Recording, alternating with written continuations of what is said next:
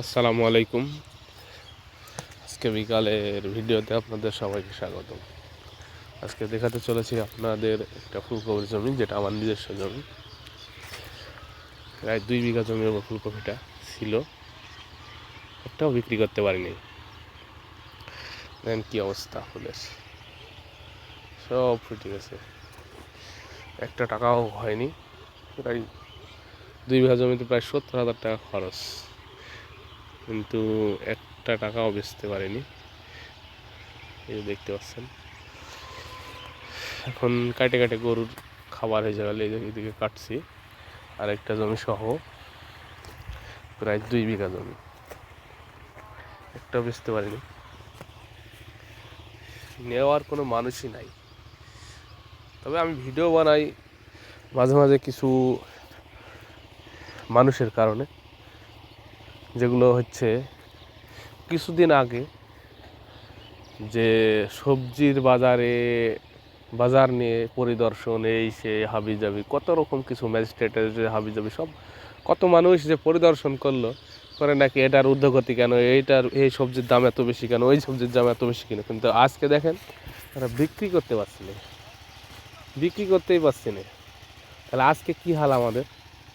তখন আমাদের তৈরি হয়েছিল না, রেডি হয়েছিল না, কম সবজি উৎপাদন হয়েছিল, সেক্ষেত্রে সবজির দাম বেশি ছিল।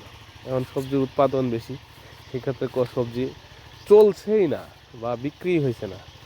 ঢাকাতে একটা ফুলকপি এখন মাত্র 5 টাকা 6 টাকায় বিক্রি হচ্ছে, যা আমাদের এখান থেকে ট্রানজিট করে নিয়ে যাইতেই প্রায় কেজি প্রতি বা পিস প্রতি 5 টাকা করে এমনিই পড়ে যায় ট্রানজিটের জন্য, ট্রান্সপোর্টেশনের জন্য। তো আমাদের যার কারণে ফুলকপি আর চলছে না, আলুর দাম কম। এই যে গরু খাওয়ানোর জন্য আর কি কাটছে, দূরে দেখেন চুরাইছে।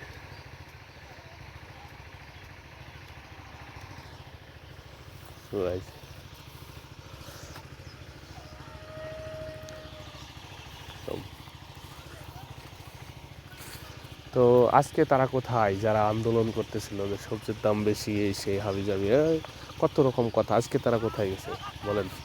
জাতির কাছে প্রশ্ন আমার, কি হাল দেখেন।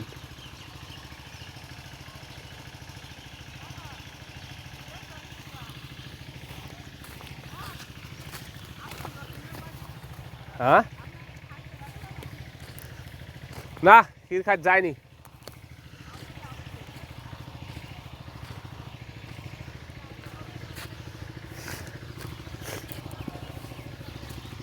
এই যে আলুর ক্ষেত, এটা আমাদের মেহেরপুর থেকে ট্রান্সপোর্টেশন খরচ প্রায় পার পিস 5 টাকা, আর ঢাকাতে একটা বিক্রি হয়েছে পার পিস 5 টাকা। তো দেখেন, গরুর জন্য খাওয়ান, কাটি নিজেই গরু খাওয়াই, সম্পূর্ণটাই লস।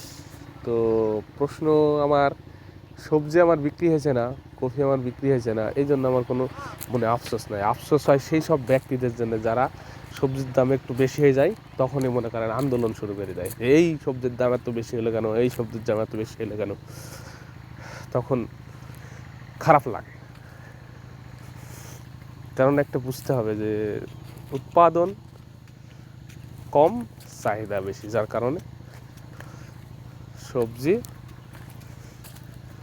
দাম বৃদ্ধি হয়ে যায়। যে কোনো জিনিসের যদি উৎপাদনের তুলনায় চাহিদা বেশি থাকে, যোগান দিতে যদি না পারে, তাহলে সে জিনিসের দাম বেশি হয়ে যায়। এই জিনিসটা বোঝার মতো কি শিক্ষিত মানুষদের, যেগুলো মানুষ দেখি আন্দোলন করে, সেই সব মানুষগুলো তো সবাই শিক্ষিত, কিন্তু তারা কেন আন্দোলন করে বুঝতে পারে না। তারা কি শিক্ষিত না, লেখাপড়া করে নাই, কখনো কি অর্থনীতি পড়ে নাই? ক্লাস 9-এর একটা সাবজেক্টেই তো অর্থনীতি একটা সাবজেক্টে আছে। উৎপাদনের তুলনায় যদি